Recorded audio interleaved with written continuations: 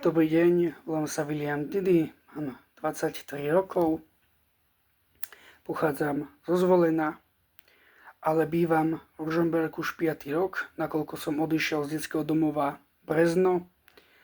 Áno, v podstate ja rodičov nemám, som sirota a založil som si vlastnú rodinu, mám 4-mesačného synčeka, som ženatý a osamostatnil som sa po odchode z detského domova. Začiatky boli veľmi ťažké.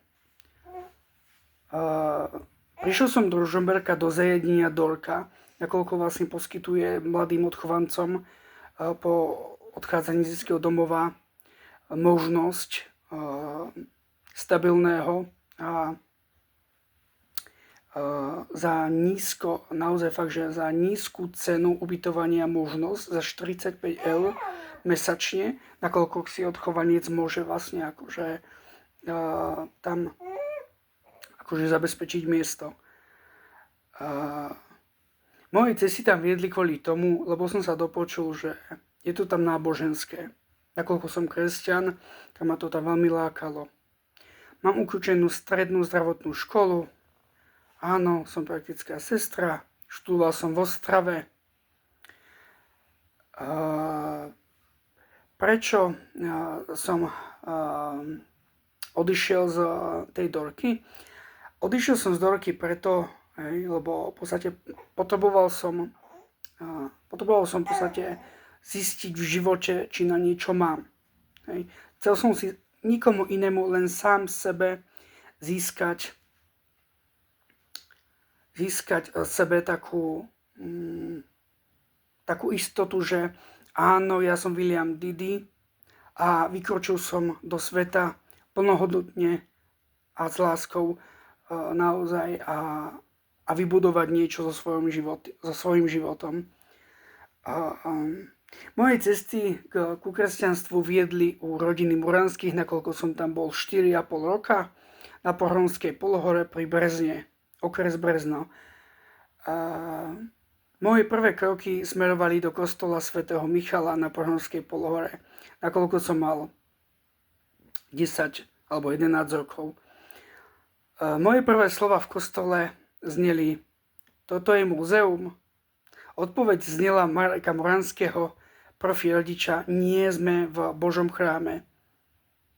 Pre 10-ročného chlapca, nevediaceho nič o Bohu, nevediaceho nič o viere a o kresťanstve, mi zbudilo dojem, že kde som to prišiel. Čo to boli za slova?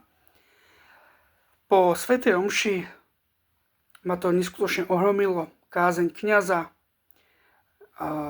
spev v kostole a tá atmosféra ľudstva ma priviedlo ku môjmu smeru. Tak ako som sa hneď po mesiaci dal pokrstiť však a dal som sa v podstate spravil som si aj prvé sväté príjmanie, nakoľko mi ho robil pán farár Milan Cesnek. Moje putovania smerovali ďalej. Po odchode od katolíckej rodiny Muranských, Marcelke a Mareka, som v podstate bol rok v detskom domove v centre a potom si nás zobrala jedna rodinka Varlových do Hornej Lehoty, okres Podbrezová.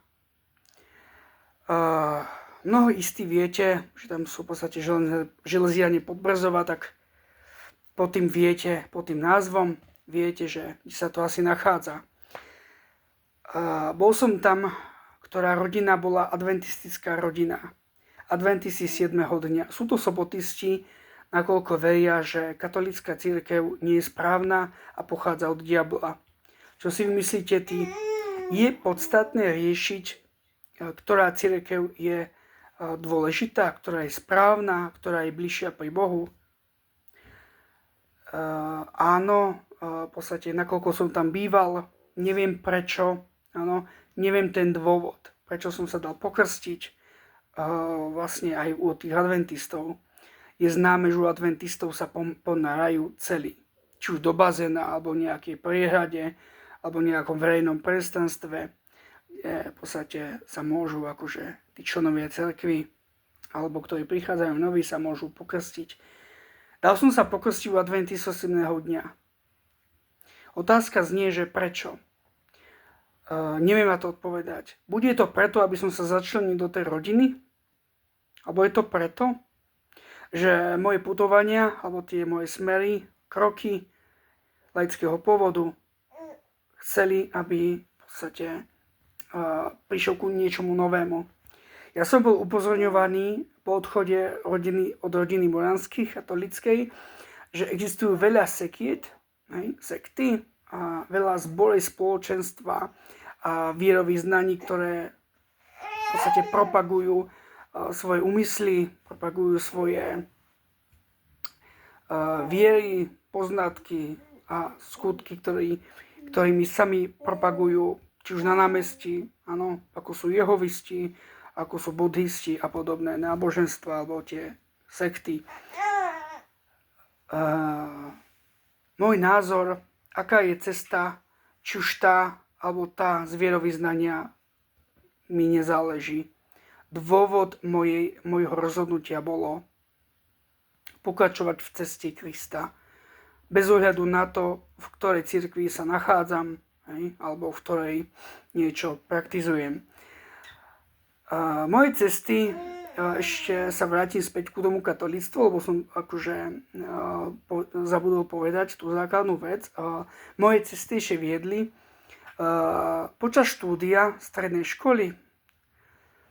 Som v podstate prerušil štúdium na pol roka, nakoľko som bol vlastne ubytovaný alebo v podstate krátko zoznámený s milostnými bratia Rehola Jana z Boha v Bratislave. Bol som tam pol roka, moje kroky viedli k službe Pánu. Bol som namotivovaný, bol som premotivovaný a moje cesty viedli tam. Po odchode stade som potom prišiel na krátky uzáver, že nie je to cesta pre mňa. Pán Boh ma volá do manželstva. Ja ako dieťa som lásku nedostal, nakoľko som rodičov nemal a vychovali ma druhí ľudia, respektíve vychovateľky alebo títo profi rodičia. Čo sa týka tých adventistov, ak sa môžem vrátiť späť, je to vlastne to, že v podstate je to mladá rodinka, ktorá už niekoľko generácií v podstate vychovávala syna, vnúka a vlastne ostatných členov cirkvi ku adventistu. Adventisti 7. dňa sú samozrejme odlišní od cirkvi katolícke, nakoľko ja sám spozorujem, že ono to nie je až tak dobré, čo oni vytvárajú, ten zmatok, či už v prostredníctvom propagácie alebo prostredníctvom kázne cez internet. Môžete vidieť teraz na YouTubečku rôzne kázne, ktoré propagujú a sami sa obvinujú medzi cirkvami. Je toto správne? Posudzovať, ktorá cirkev je správna? Myslíte, že Pán Boh bude riešiť, koľko som strávil čas v katolíckej cirkvi alebo cirkvi adventistickej? Tak vás bohužiaľ sklamem, ale nie. Pán Boh bude riešiť skutky, čo som aké vykonal, úmysly, aké som mal, a bude riešiť v podstate naše vnútro. Som mladý chlapec, ktorý naozaj má chuť stále pokračovať v kresťanstve, nakoľko nenavštevujem žiadne kostoly, žiadne zbory. V podstate praktizujem to doma. Modlím sa, rozprávam sa s Pánom Bohom. Prečo? Moje cesty a moje zmýšľanie znie, že nerobiť na silu niečo, čo necítiš, alebo že niečo je teraz v tebe sa niečo koná, že teraz nie, Vilo, brzdi, daj si radšej pokoj. Ja nie som človek, ktorý má rád stereotyp. Prečo? No keď som bol v kostol, škola, domov, tréningy, kostol, škola, domov, tréningy. Ano. Už to za mňa začalo v podstate zbudzovať taký chaos, že únava častá, potom zase toto a toto. Tak v podstate dá sa povedať, že toto ma zlomilo, ktoré mi teraz budili a učím sa naozaj teraz budovať a naozaj akože vnímať Pána Boha. Čiže som doma. Mám 23 rokov, ktorý dosiahol, mám svoj byt, áno. Mám založenú svoju rodinku, no. A bývam v krásnej garzonke s loďiou v Žomberku.